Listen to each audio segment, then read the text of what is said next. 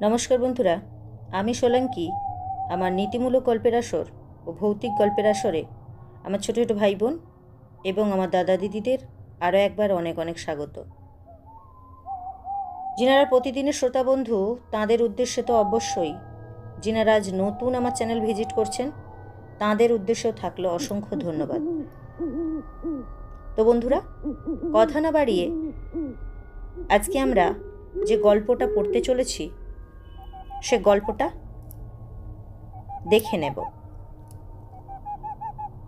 গল্পটার নাম হলো আতঙ্ক।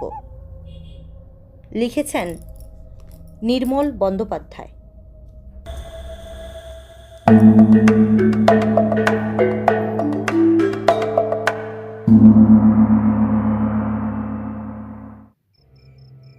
দণ্ডকারণ্যের গভীর বনে পরাশরবাবুর 5টা বছর কেটে গেল।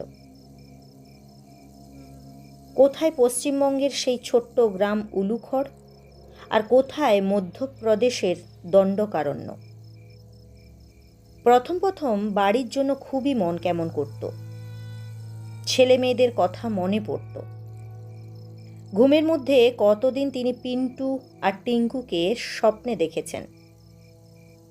কিন্তু কি করবেন, ভারত সরকারের বন বিভাগের একজন পদস্থ কর্মচারী তিনি। দায় দায়িত্বও তো কম নয়। তাই শুধু চাকরির জন্যই তিনি এখানে পড়ে রয়েছেন। বছরে মাত্র একবারই দেশে আসেন পরাশরবাবু, দুর্গাপুজোর সময়। আসার সময় পিন্টু আর টিঙ্কুদের জন্য নতুন নতুন জামা প্যান্ট নিয়ে আসেন। স্ত্রী বিমলার জন্য আনেন খান কয়েক দামি দামি শাড়ি। প্রায় 15-20 দিন দেশের বাড়িতে থাকেন। সময়টা বেশ আনন্দের মধ্যেই কেটে যায়। ছুটি ফুরিয়ে যাবার আগেই আবার তাকে চলে আসতে হয় দণ্ডকারণ্যে। সারাদিন কাজের শেষে ক্লান্ত শরীরে যখন তিনি নিজের বাংলোয় ফেরেন, তখন আর যেন তার কিছু ভালো লাগে না। দৈনিক খবরের কাগজটা এই সময়ে একটু তিনি পড়েন, তাতেও ঠিক মন বসে না। কারণ তার দেশের কথা বড্ড বেশি করে মনে পড়ে। সেদিনও পরাশরবাবু কাজ থেকে ফিরে খবরের কাগজটা নিয়ে বসেছেন। রান্নাঘরে কৈলাস তখন রান্না করছে। কৈলাস একাধারে তার রাঁধুনি, ভৃত্য এবং দেহরক্ষীও। বয়স পরাশরবাবুর চেয়ে বেশ কিছুটা বড়, তাই অনেক সময় সে তার অভিভাবকেরও কাজ করে। পরাশরবাবুকে সে খুবই ভালোবাসে। খবরের কাগজটা পড়তে পড়তে হঠাৎ খুব চঞ্চল হয়ে পড়লেন পরাশরবাবু। একটা জায়গায় এসেই তার চোখ যেন আটকে গেল। পশ্চিমবঙ্গে মহামারী, গ্রামকে গ্রাম উজাড়। সে কি এমন অবস্থা? তবে উলুখড় গ্রামের কি হলো কে জানে। ওখানেই তো রয়েছে তার স্ত্রী বিমলা এবং ছেলে মেয়ে। খবরের কাগজখানা টেবিলের এক পাশে সরিয়ে রাখলেন পরাশরবাবু। চোখ থেকে চশমাটা খুলে রেখে চেয়ারে হেলান দিয়ে চোখ দুটো বুজিয়ে কিছুক্ষণ কি যেন ভাবতে লাগলেন। একটু পরেই তিনি কৈলাসকে ডাকলেন। কৈলাস গামছায় হাত মুছতে মুছতে পরাশরবাবুর সামনে এসে দাঁড়ালো। পরাশরবাবু একটা সিগারেট ধরিয়ে কৈলাসের মুখের দিকে তাকালেন। বললেন, আজ রাতেই জিনিসপত্রগুলো সব গুছিয়ে রাখো।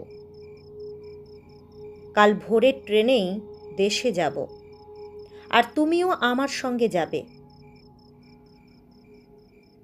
কৈলাস কাঁধের ওপর গামছাটা ফেলে আমতা আমতা করে বলল, বাবু, আমিও যাব? পরাশরবাবু জবাব দেন, হ্যাঁ। পরদিন খুব ভোরেই পরাশরবাবু কৈলাসকে সঙ্গে নিয়ে রওনা হলেন। পথেই কেটে গেল প্রায় 2 দিনের মতো সময়। 2 দিনের দিন প্রায় সন্ধ্যার সময় উলুখড় গ্রামে তারা এসে পৌঁছলেন। চালতেপোতার রেল স্টেশনে নেমে প্রায় মাইল খানেক হাঁটা পথ, কাঁচা রাস্তা, তারপর উলুখড় গ্রাম। তখন চারিদিকে সন্ধ্যার আবছা অন্ধকার নেমে এসেছে। ফাল্গুন মাস, ঝিরঝিরে বাতাস বইছে। গ্রামে ঢুকতেই পরাশর বাবুর বুকের ভিতরটা কেমন যেন ছ্যাঁত করে উঠল। কেমন যেন একটা অজানা আতঙ্ক। কিন্তু এমনটি হলো কেন? নিজের মনেই ভাবতে লাগলেন পরাশরবাবু।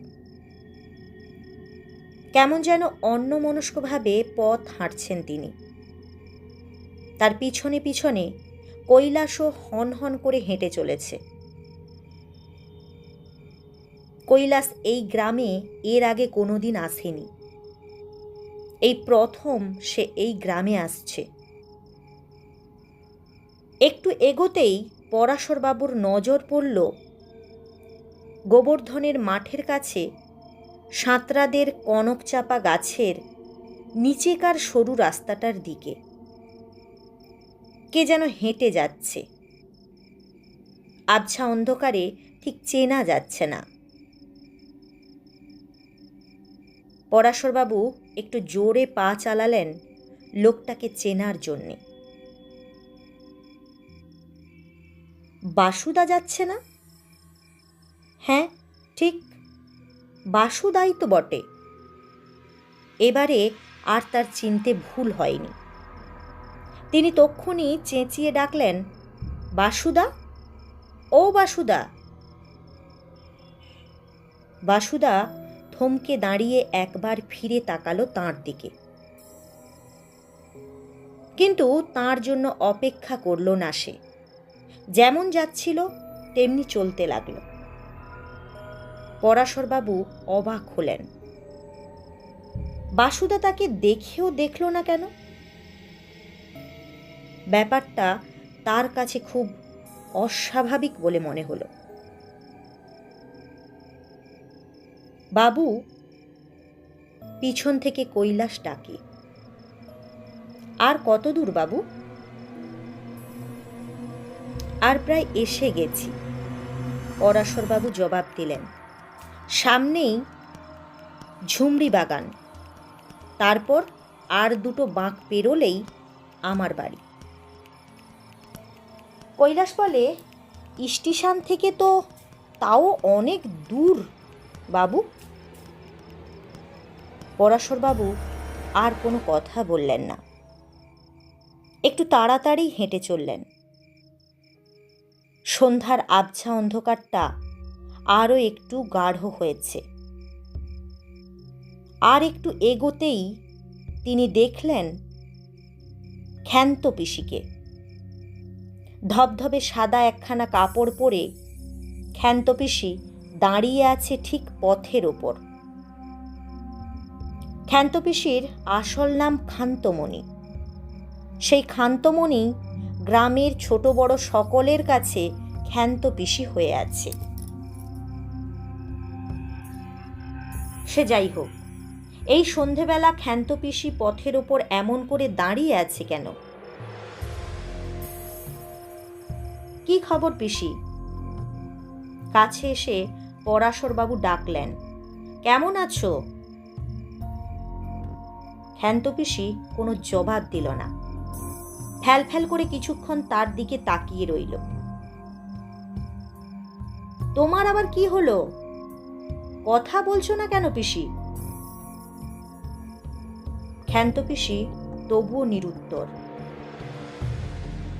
পরাশরবাবু আবার বললেন, আমাকে চিনতে পারছো না? আমি পরাশর। ক্ষান্ত পিসি এবার মুখটা ঘুরিয়ে নিয়ে হঠাৎ আবছা অন্ধকারে গা ঢাকা দিল। পরাশরবাবুর মনের চাপা আতঙ্কটা যেন আরো বেড়ে গেল। তিনি চলতে চলতে মুখ ফিরিয়ে কৈলাসের দিকে একবার তাকালেন। কৈলাসের চোখে মুখেও কেমন যেন বিস্ময়ের ছায়া। সে বলে, বাবু তাড়াতাড়ি পা চালান। কেন রে কৈলাস? আমার কেমন যেন সন্দেহ হচ্ছে। সন্দেহ? পরাশরবাবু জিজ্ঞাসা করলেন, কিসের সন্দেহ? সে কথা এখন বলবো না বাবু, পরে বলবো। আবার দুজনেই পথ চলতে লাগলেন। সারা গ্রামখানা কেমন যেন নিঝুম হয়ে গেছে। সন্ধ্যার সময় এখন তো ঘরে ঘরে সন্ধ্যার প্রদীপ জ্বলবে, শাঁখ বাজবে, কিন্তু কই গ্রামের কোনো ঘরেই তো আলো দেখা যাচ্ছে না। কিছুক্ষণের মধ্যেই পরাশরবাবু বাড়ি এসে পৌঁছলেন। উঠোনে পা দিয়েই একটু থমকে দাঁড়ালেন। কি হলো বাবু? কৈলাস বলল, দাঁড়িয়ে পড়লেন যে? পরাশরবাবু সে কথার কোনো জবাব দিলেন না। তিনি শুধু ভাবতে লাগলেন, তাঁর বাড়িটা এমন নিঝুম কেন? আলো নেই, সব ঘরই অন্ধকার। মনে হচ্ছে এ বাড়িতে কেউ নেই। তবে কি মহামারীর আশঙ্কায় বিমলা, পিন্টু আর টিঙ্কুকে নিয়ে বাপের বাড়ি ভাণ্ডারকোলায় চলে গেছে? নাকি যা আশঙ্কা করে তিনি বাড়ি ছুটে এসেছেন তাই হলো? মহামারীর কবলে তবে কি ওরা সবাই?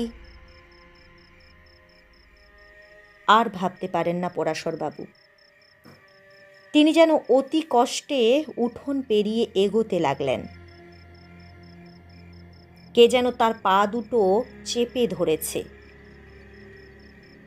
অন্ধকারের মধ্যেও পরাশরবাবু দেখতে পেলেন ঘরের দরজা জানালাগুলো সবই খোলা। তাহলে তো ওরা ঘরেই আছে, কিন্তু আলো নেই কেন? তিনি স্পষ্ট শুনতে পেলেন যে ঘরের মধ্যে ফিসফিস করে কারা যেন কথা বলছে, চলাফেরা করছে। পরাশরবাবু কৈলাসকে বললেন, সুটকেসটা খুলে ওর ভিতর থেকে টর্চটা বার করত। কৈলাস সুটকেস খুলতে যাবে, ঠিক তখনই অন্ধকার ঘরের খোলা দরজা দিয়ে কে যেন বেরিয়ে এলো। পরাশরবাবু চমকে উঠলেন, বললেন, কে? আমি বিমলা। বিমলা? পরাশরবাবু যেন অবাক হয়ে প্রশ্ন করলেন, এতক্ষণ কোথায় ছিলে? কেন, ঘরেই ছিলাম। এখনো ঘর অন্ধকার কেন? সন্ধ্যা প্রদীপ জ্বালনি? না, কেন? বিমলা সে কথার জবাব দিল না, শুধু ঘরের দিকে মুখ ফিরিয়ে বলল, টিঙ্কু, ঘরের আলোগুলো জ্বেলে দে তোরে। বলার প্রায় সঙ্গে সঙ্গে বৈদ্যুতিক আলোর মতো সব ঘরেই একসঙ্গে হ্যারিকেনের আলো জ্বলে উঠল। এইভাবে আলো জ্বলে ওঠায় পরাশরবাবুর আর একবার চমকে উঠলেন। কি হলো? বিমলা বুঝতে পেরে বলে, চমকে উঠলে যে? আমতা আমতা করে পরাশরবাবু বললেন, কই না তো। বিমলা আর কিছু বলল না। পরাশরবাবু এবার তাকে জিজ্ঞাসা করলেন, পিন্টু, টিঙ্কু ওরা সব ভালো আছে তো? হ্যাঁ, খুব ভালো আছে। ওরা কোথায়? ঘরেই আছে। পরাশর ভ্রু কুঁচকে বললেন, কিন্তু এখনো যে ওরা ছুটে আসছে না? আমি এলেই তো ওরা ছুটে এসে আমাকে জড়িয়ে ধরে। বিমলা বলে, কতক্ষণ আর বাইরে দাঁড়িয়ে কথা বলবে? ঘরে এসো।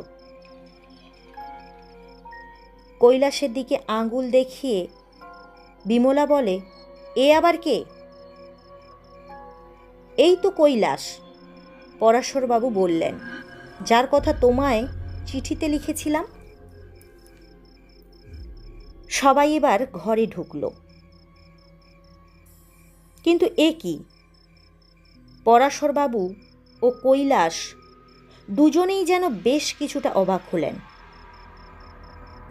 ঘরের জিনিসপত্রগুলো এমন অগোছালো কেন? যেন সব ছড়ানো ছিটানো রয়েছে। ঘরের প্রায় মাঝখানে একটা গামলায় খানিকটা জল রয়েছে। জলটা অনেক দিন থেকেই একভাবে রয়েছে বলে মনে হলো, কারণ তাতে বেশ কিছু মশা ডিম পেড়েছে। আলনার কাপড় চোপড়গুলো সব এলোমেলো। ওরা দুজনেই হাত মুখ ধুতে কলতলার দিকে গেলেন। হাত মুখ ধুয়ে ঘরে এসে ঢুকতেই পরাশরবাবু পিন্টু আর টিঙ্কুকে দেখলেন। ওদের দেখে হাসতে হাসতে বললেন, এতক্ষণ কোথায় ছিলি রে? পিন্টু বলল, ঘরেই তো ছিলাম বাবা। পরাশরবাবু টিঙ্কুর দিকে তাকিয়ে বললেন, তোদের জন্য এবার আর কিছুই আনতে পারলাম না, তাড়াতাড়ি করে চলে আসতে হলো তো। কিছু না আনার জন্য ভাই বোন কেউ কোনো অভিযোগ করল না। একটা জিনিস কিন্তু পরাশরবাবু লক্ষ্য করলেন যে পিন্টু টিঙ্কু ওরা কেউ তার কাছে আসছে না, আগের মতো গলা জড়িয়ে ধরছে না। ওরা যেন কেমন অন্য রকম হয়ে গেছে। পরাশরবাবু ও কৈলাস দুজনেই আবার ঘরে গিয়ে বসলেন।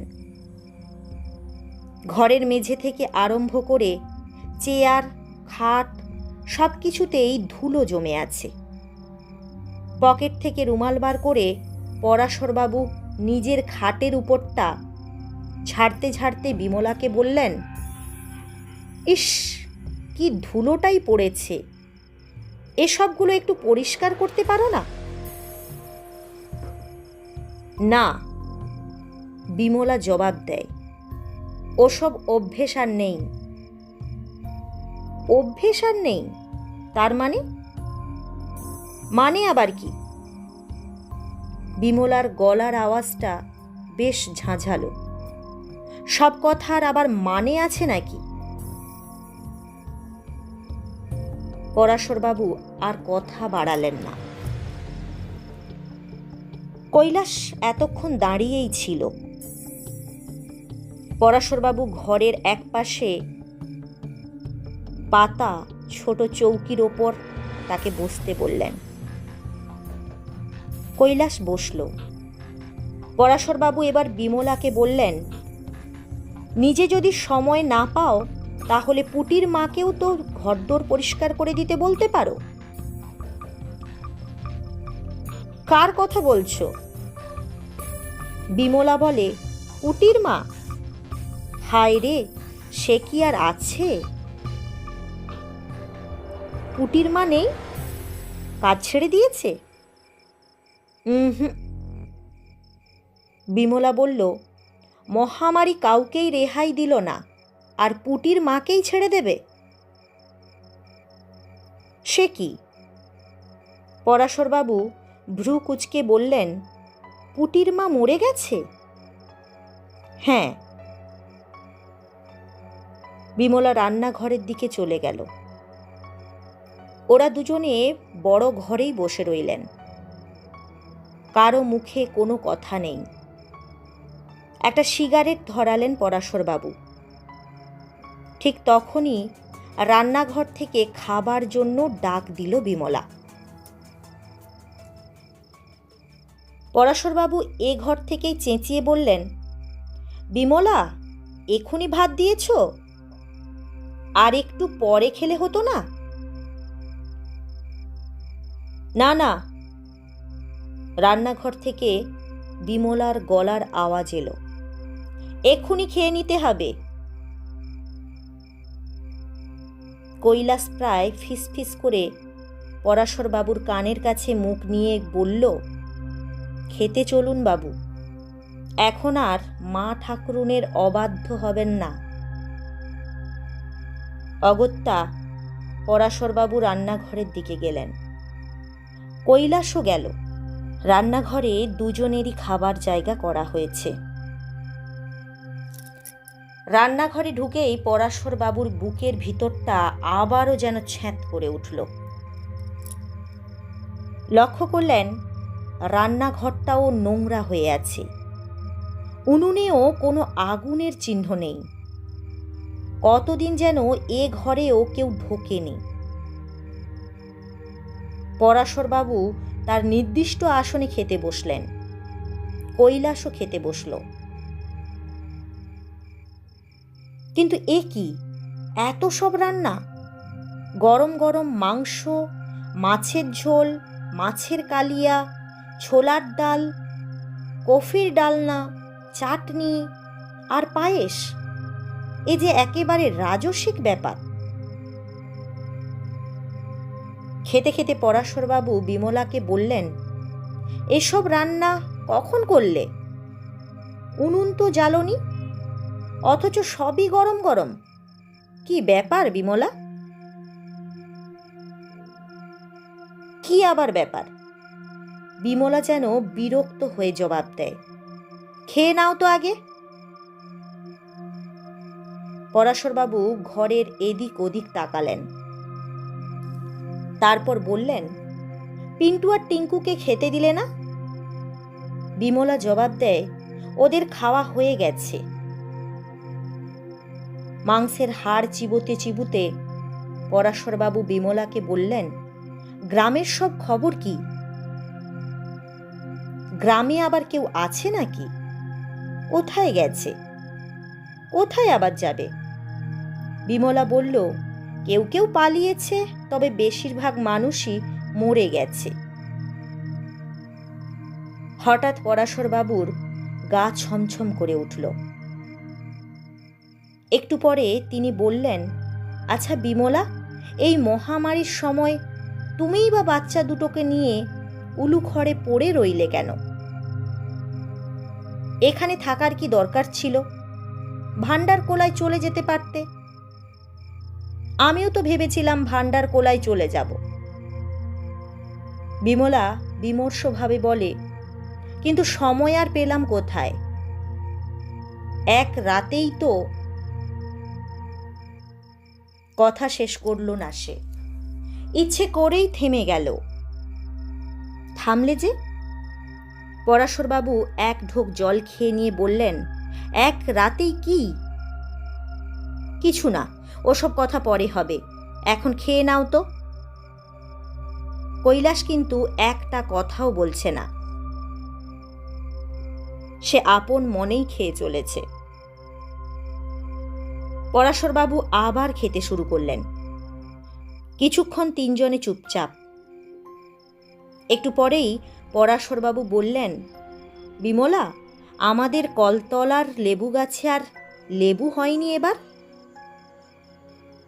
হ্যাঁ, অনেক আছে, বিমলা বলল। তুমি ভাতের সঙ্গে লেবু খাবে? তা একটা পেলে ভালো হতো। আচ্ছা, এক্ষুনি এনে দিচ্ছি। হ্যাঁ, গাছ থেকেই এনে দিচ্ছি। না না, পরাশরবাবু ব্যস্ত সমস্তভাবে বললেন, এত রাতেই অন্ধকারের মধ্যে তোমাকে আর লেবু তুলে আনতে হবে না। অন্ধকারে যাব কেন? বিমলা বলে, এখানে বসেই এনে দেব। কথাটা বলে বিমলা যেখানে বসেছিল সেখানে বসেই তার ডান হাতখানা বাড়িয়ে দিল। ও কি? পরাশরবাবু দেখলেন বিমলার ডান হাতখানা লম্বা হতে হতে একেবারে কলতলার লেবু গাছটায় পৌঁছে গেল। অস্ফুট স্বরে পরাশরবাবুর মুখ দিয়ে বেরিয়ে এলো, ও কি বিমলা? পরাশরবাবু চমকে উঠলেন। চমকে উঠল কৈলাসও। বিমলার মুখে মৃদু হাসি। বলল, এই নাও লেবু। দেখলে তো কেমন করে এখানে বসেই গাছের লেবু ছিঁড়ে নিয়ে এলাম। ওদের কারো মুখেই কোনো কথা নেই। রান্নাঘর থেকে লেবু গাছের দূরত্ব প্রায় 16 হাত হবে। কোনো মানুষের হাত কি অতটা লম্বা হতে পারে? অথচ বিমলা সহজেই অতখানি হাত লম্বা করে গাছ থেকে লেবু তুলে আনল। পরাশরবাবু আর কৈলাস দুজনেই হতবাক। কি সাংঘাতিক কাণ্ড! ওদের গলা দিয়ে আর ভাত নামছে না। বিমলা বঁটি দিয়ে লেবুটা কেটে ওদের দুজনেরই পাতে দিল। হঠাৎ পরাশরবাবু খাওয়া বন্ধ করলেন। কৈলাসও হাত গুটিয়ে বসে রইল। কি হলো? বিমলা বলল, খাচ্ছ না যে? পরাশরবাবু বললেন, আর খাবো না, পেট ভরে গেছে। বিমলা একটু হাসল। বলল, পেট ভরে গেছে? ভয় পাওনি তো? ভয় পাবো কাকে? বিমলা হাসতে হাসতে বলে, কেন আমাকে? পরাশরবাবু কৃত্রিম হাসি হেসে বললেন, কি যে বলো, তোমাকে আবার ভয় পাবো কেন? পরাশরবাবু এক ঢোক জল খেয়ে উঠে পড়লেন। কলতলায় আঁচাতে চলে গেলেন। কৈলাসও পিছন পিছন চলল।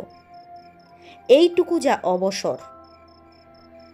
কলতলায় সুযোগ বুঝে মনিবের কানের কাছে মুখ নিয়ে গিয়ে প্রায় ফিসফিস করে বলল, বাবু, গিন্নিমার লেবু আনার ব্যাপারটা দেখলেন তো? তা তো দেখলাম, পরাশরবাবুও চাপা গলায় বললেন। কিন্তু আমার যে বড় ভয় করছে কৈলাস। ভয় পাবেন না বাবু, এ সময় ভয় পাওয়া খুবই খারাপ। পরাশরবাবু আবার বললেন, কিন্তু মাথাটা যে ঝিমঝিম করছে, আমি কিছুই বুঝতে পারছি না কৈলাস। আর বুঝবার কিছু নেই বাবু। কৈলাস বলে, আজ রাতে এখানে থাকলে আপনার আর রক্ষে নেই। ওরা কেউ আপনার বউ ছেলে মেয়ে নয় বাবু, ওরা সবাই মরে ভূত হয়ে গেছে। সে কি? হ্যাঁ বাবু। কৈলাস আরও বলে, আপনি হয়তো জানেন না যে আমি ভূতের ওঝার মন্তর টন্তর কিছু কিছু জানি। আমার জন্যে কিছু ভাবনা নেই। আপনি আর এখন ঘরে যাবেন না, এই খালি গায়েই সোজা স্টেশনে চলে যান বাবু। পরে আমি আপনার জামা জুতো সুটকেস নিয়ে যাচ্ছি। পরাশরবাবু চাপা গলায় বললেন, পরে তুমিই বা যাবে কেমন করে কৈলাস? আমি খুব যেতে পারবো বাবু। কৈলাস ফিসফিস করে বলল, আমি মন্তর দিয়ে উনাদের বেঁধে রেখে যাব। আপনি আর দেরি করবেন না বাবু, এক্ষুনি চলে যান, পিছন ফিরে আর তাকাবেন না। পরাশরবাবু অগত্যা নিজের কাপড়ের খুঁটে ভিজে হাত মুছে নিয়ে হন্তদন্তভাবে রেল স্টেশনের দিকে ছুটলেন। আর কৈলাস ঘরে ঢুকেই বিড়বিড় করে কী সব মন্ত্র আওড়াতে লাগলো। বিমলা, পিন্টু, টিঙ্কু ওরা যে যেখানেই ছিল সেখানেই দাঁড়িয়ে রইল। কৈলাসকে ঘরে ঢুকতে দেখে বিমলা কেমন যেন রেগে গিয়ে বলল, তোর বাবু কোথায় রে? বাবু চলে গেছেন। কোথায়? স্টেশনে। বিমলা এবার এক জায়গায় দাঁড়িয়েই রাগে যেন ফুঁসতে লাগলো। ওদিকে পরাশরবাবুর গেঞ্জি জামা কাঁধে ফেলে দুহাত জোড়ো করে সুটকেস নিয়ে কৈলাস ক্রুদ্ধা বিমলাকে বলল, মা ঠাকরুন নমস্কার, বাবু চলে গেছেন, এবার আমিও চললাম। কথাটা বলেই কৈলাস হন করে ঘর থেকে বেরিয়ে গেল। উঠোনে নামতেই তার কানে এলো যে বিমলা বলছে, তোর বাবু আজ খুব বেঁচে গেছে রে। ভেবেছিলাম আজ রাতেই ওর ঘাড়টা মটকাবো। কথার শেষটুকু আর কৈলাসের কান পর্যন্ত পৌঁছল না। তখন সে অনেক দূরে চলে এসেছে। ওদিকে হন্তদন্ত হয়ে পরাশরবাবু স্টেশনে পৌঁছলেন। সেখানে পৌঁছেই ধপ করে একটা বেঞ্চিতে বসে পড়লেন। তার সারা গা কাঁপছে, কোনো কথা বলতে পারছেন না। এমনটি যে ঘটতে পারে এ তার কল্পনারও অতীত। রাত 9টার পর লাইনে কোনো গাড়িই নেই, তাই স্টেশন মাস্টার মশাই তখন তার কোয়ার্টারে যাবার উদ্যোগ করছিলেন। তিনি পরাশরবাবুকে খুব ভালো করেই চেনেন তার পরিবারের সবাইকে। এখানে থাকতে খুবই বন্ধুত্ব ছিল ওদের দুজনের মধ্যে। মাস্টারমশাই বেড়াতে বেড়াতে কতদিন তার বাড়িতেই চলে এসেছেন। এখন অসময়ে পরাশরবাবুকে খালি গায়ে স্টেশনে আসতে দেখে মাস্টারমশাই অবাক হয়ে গিয়ে বললেন, কি হলো পরাশরবাবু? এখন কোথায় যাবেন? ট্রেন কোথায়? পরাশরবাবু ইশারায় মাস্টারমশাইকে চুপ করতে বললেন। একটু পরে সুস্থ হয়ে তাকে সব ঘটনা খুলে বললেন। সব শুনে মাস্টারমশাই পরাশরবাবুকে বললেন, উলুখড়ে গিয়েছিলেন কার কাছে? ওখানে কেউ তো বেঁচে নেই, যারা ছিল তারা পালিয়েছে। আপনার স্ত্রী আর ছেলে মেয়েরাও তো ওখানে আর কেউ নেই। তাই নাকি? হ্যাঁ। পরাশরবাবু ব্যস্ত সমস্তভাবে জিজ্ঞাসা করলেন, কোথায়? তারা কোথায়? মাস্টারমশাই বললেন, ভান্ডারকোলায়। ভান্ডারকোলায়? হ্যাঁ মাস্টারমশাই। জবাব দিলেন, প্রায় 15 দিন আগে ভান্ডারকোলায় ওরা চলে গিয়েছে। আপনি ঠিক বলছেন মাস্টারমশাই? হ্যাঁ পরাশরবাবু, ঠিকই বলছি। যাবার সময় আমার সঙ্গে দেখাও করে গেছেন। হ্যাঁ। পরাশরবাবু একটু অবাক হয়ে কিছুক্ষণ মাস্টারমশাইয়ের মুখের দিকে তাকিয়ে রইলেন। পরে বললেন, অথচ একটু আগে আমার স্ত্রী তো নিজের হাতে মাছ মাংস রান্না করে আমাদের খাওয়ালো, সে তবে কে? মাস্টারমশাই মৃদু হেসে বললেন, সে যেই হোক আপনার স্ত্রী নয় পরাশরবাবু। পরাশরবাবু আবার কিছুক্ষণ বিহলের মতো চুপ করে বসে রইলেন। মাস্টারমশাই বললেন, আর কি ভাবছেন পরাশরবাবু? এবার চলুন। কোথায়? মাস্টারমশাই হাসতে হাসতে বললেন, আজ আর তো কোনো ট্রেন নেই। রাতটুকু আমার কোয়ার্টারে থেকে কাল ভোরের ট্রেনে ভান্ডারকোলায় চলে যাবেন। মাস্টারমশাইয়ের পরামর্শে পরাশরবাবু সম্মত হলেন। একটু পরেই জামা জুতো আর সুটকেস নিয়ে কৈলাস এসে হাজির হলো। তো বন্ধুরা, গল্পটা কেমন হয়েছে অবশ্যই কমেন্ট করে জানাবেন। যদি ভালো লেগে থাকে তাহলে অবশ্যই লাইক করবেন, পারলে বন্ধুদের সাথে শেয়ার করবেন। যিনারা নতুন শ্রোতা বন্ধু তাদের উদ্দেশ্যে আরও একবার বলছি, যদি গল্পটা ভালো লেগে থাকে তাহলে আমার পাশে থাকার জন্য অনুরোধ করছি। আর আমার পাশে থাকার জন্য আমার চ্যানেলটাকে সাবস্ক্রাইব করে পাশে থাকা বেল আইকন প্রেস করে অল নোটিফিকেশান করে দেবেন। তাহলে আমি যখনই যেইরূপ গল্প নিয়ে উপস্থিত হব সেগুলো সময় মতো আপনাদের ফোনে নোটিফিকেশান আকারে চলে যাবে। তো বন্ধুরা, যতক্ষণ না নতুন গল্প নিয়ে ফিরে আসছি ততক্ষণ সবাই ভালো থাকবেন, সুস্থ থাকবেন। ধন্যবাদ।